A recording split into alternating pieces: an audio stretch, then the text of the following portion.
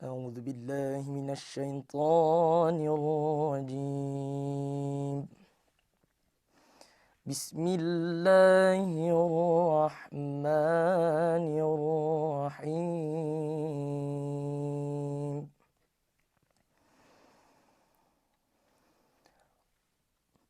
واذكر في الكتاب إدريس إنه كان صديقا نبيا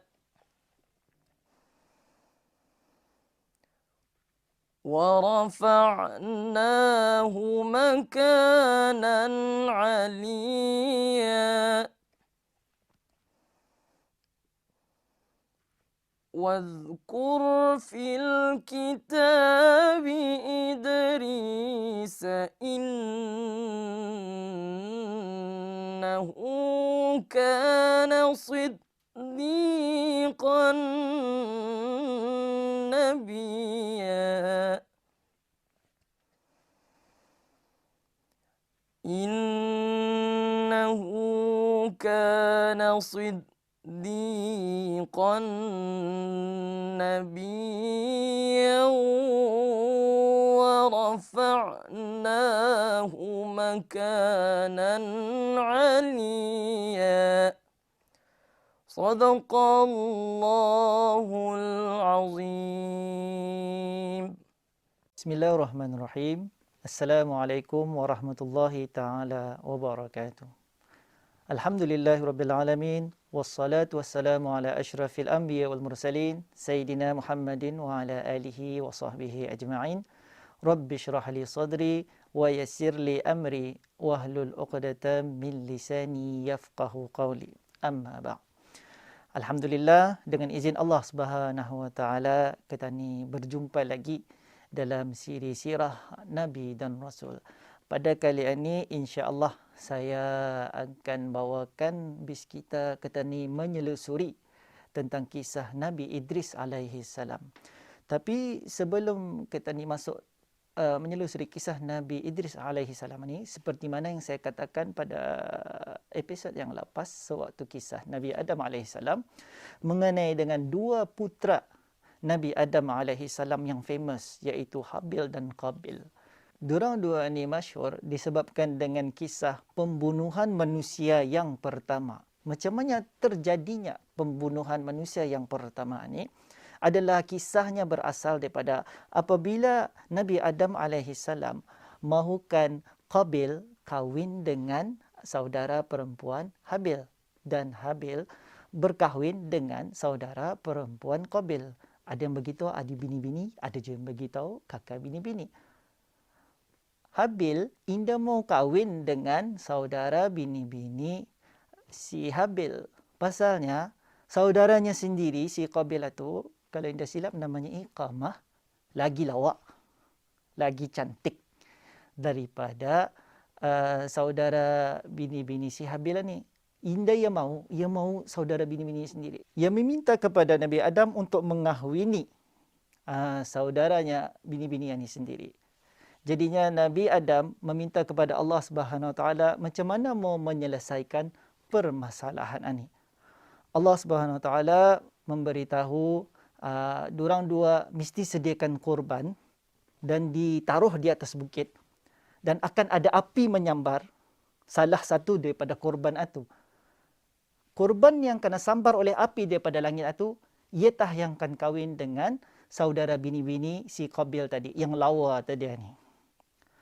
Ia mempunyai ternakan kambing biri-biri. Ternakan kambing biri-birinya ni banyak. Dan ia mengaga pada ternakan kambing biri-birinya ni, ia memilih yang paling bagus, paling lampuh untuk dijadikan korban, dibawa ke atas bukit itu.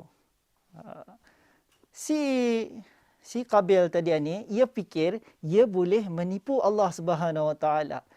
Ia dah mempunyai sifat curang lah di dalam dirinya tu. Ia fikir Allah Taala indahkan nampak. Jadinya ia terfikir, ia buat, diambilnya guni, pilihnya gandum yang indah bagus, gandum jagung indah bagus, masukkannya dalam guni, semua sekali gandum burung, dibawanya lah ke atas bukit. Bawanya ke atas bukit dan ditinggalkanlah 2 korban ini di atas bukit. Nabi Adam, Habil Qabil melihat daripada jauh. Turuntah api menyambar kambing si Habil tadi ni. Maka si Habil lah yang berkahwin dengan saudara perempuan si Qabil tadi ni. Adakah si Qabil puas hati? Indah ia berpuas hati. Ia dah buat satu rancangan jahat. Ia buat satu rancangan jahat. Ia mau bunuh.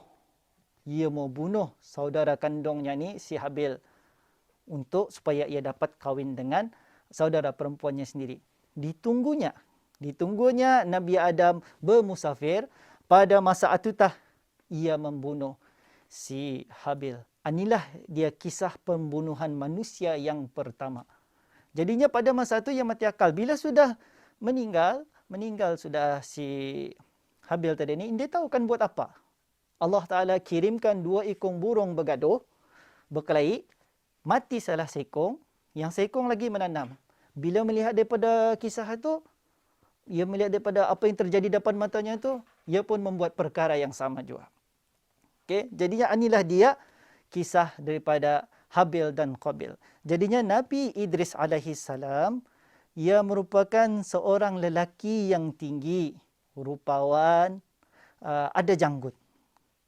Ia mempunyai akhlak yang tenang, ia akan bercakap bila perlu sahaja.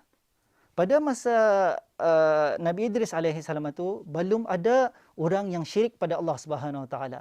Cuma keturunan daripada si Qabil tadi ni selalu membuat kerusakan di muka bumi ini. Dan diorang membuat kerusakan seperti mencuri, berzina, menindas dan sebagainya. Apabila Nabi Idris melihat kepada kerusakan tadi ni, baginda berdakwah, memberitahu baliklah semula ke jalan Allah, sehinggakan baginda membuat satu angkatan perang terdiri daripada tentera berkuda untuk memerangi orang-orang yang zalim ni, yang berketurunan daripada si Qabil tadi ni. Apa keistimewaan Nabi Idris ni? Nabi Idris adalah manusia yang pertama diberi pengetahuan menulis. Sebelum itu tidak ada. Sebelum itu memang tidak ada. Dan ia ada rapat dengan malaikat. Ada yang menceritakan ia rapat dengan malaikat Jibril. Ada juga yang menceritakan ia rapat dengan malaikat Israel, malaikat maut, si pencabut nyawa. Yang lebih masyhur lagi adalah kisahnya bersama dengan malaikat maut. Pada satu hari, satu ketika, malaikat maut berjumpa dengan Allah Subhanahu Wa Taala, meminta izin, "Ya Allah, izinkan aku berjumpa dengan sahabatku Idris alaihi salam. Aku kan berziarah." Ia datanglah menziarahi Nabi Idris alaihi salam. Nabi Idris mempersilakan, silakan datangnya. Rupa-rupanya Nabi Idris ini ia ada menyimpan hajat di dalam hatinya. Ya Israelnya, wahai sahabatku Israelnya, aku ada mempunyai hajatnya. Ya Israel, apa hajatmu? Aku mau merasai sakratul maut. Aku kan mau merasai macam mana sakitnya sakratul maut artinya. Ya Nabi Israel, aku tidak berani mencabut nyawamu masa ni. Aku mesti minta izin daripada Allah Subhanahu Wa Taala. Jadinya balik semula kepada Allah Ta'ala, meminta izin dan Allah Ta'ala izinkan. Kemudian, Israel cabut nyawa Idris dengan cara yang lambut. Selepas itu, menangislah malaikat Israel. Ia memohon pada Allah Ta'ala, "Ya Allah, hidupkan balik semula Nabi Idris alaihi salam." Pasal Israel tidak ada berkemampuan untuk menghidupkannya balik. Yang cuma mampu menghidupkan balik adalah Allah Subhanahu Wa Taala. Allah Ta'ala hidupkan semula. Israel bertanya kepada Idris alaihi salam, "Apa rasanya? Macam mana rasa sakit sakratul maut tu?" Rasanya ya macam kulit ketanikan kupas daripada ujung kepala sampai ke ujung kaki. Sedangkan di tangan tadi ni, kalau terkupas sikit kulit sudah sakit. Apa lagi dari atas ke bawah? Dan juga diceritakan sakit sakaratul maut ni, ia beribu-ribu tahun rasanya batah sakit itu.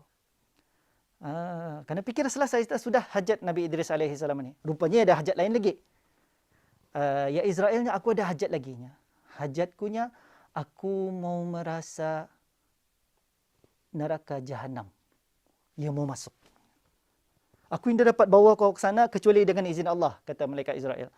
Menghadap pada Allah Subhanahu Wa Taala, kemudian datang balik kepada Idris alaihi salam, bolehnya dibawanya masuk ke dalam api neraka Jahannam, dan di sana ia kata ingin mau mencuba salah satu siksaan. Kalinya Israel, aku berani jumpa dengan Allah Subhanahu Wa Taala dulu, memohon diperkenankan kayaknya. Tapi bagi siksaan yang paling ringan. Siksaan paling ringan pakai kasut api neraka. Jadinya mencuba memakai. Bila sekali pakai, terus melatup kepala. Siksaan paling ringan di api neraka, memakai kasut. Dan selepas itu keluar daripada api neraka. Alhamdulillah sampai hajat. Tapi rupanya ada hajatnya lagi. Ya Israelnya, aku ada hajat lagi. Ada lagi ni Israel. Apa hajatmu ni? Hajatkunya, aku mau merasa masuk syurga. Aku tidak dapat bawa kau masuk. Aku mesti minta izin pada Allah Subhanahu Wa Taala dulu.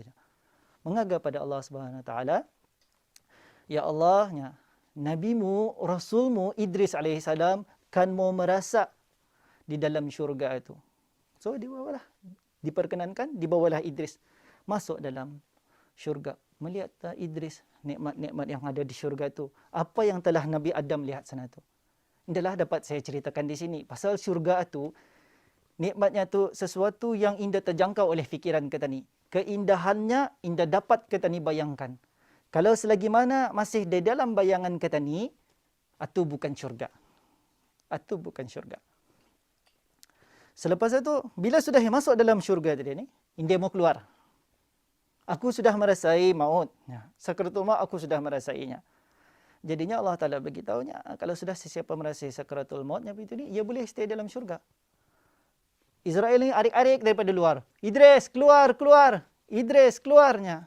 Belum masamu laginya. Kemudian menghadap pada Allah SWT diceritakan lagi. Menghadap pada Allah SWT diceritakan, okeynya aku izinkan ia tinggal di dalam syurga. Maka ada juga satu riwayat, satu kisah begitu.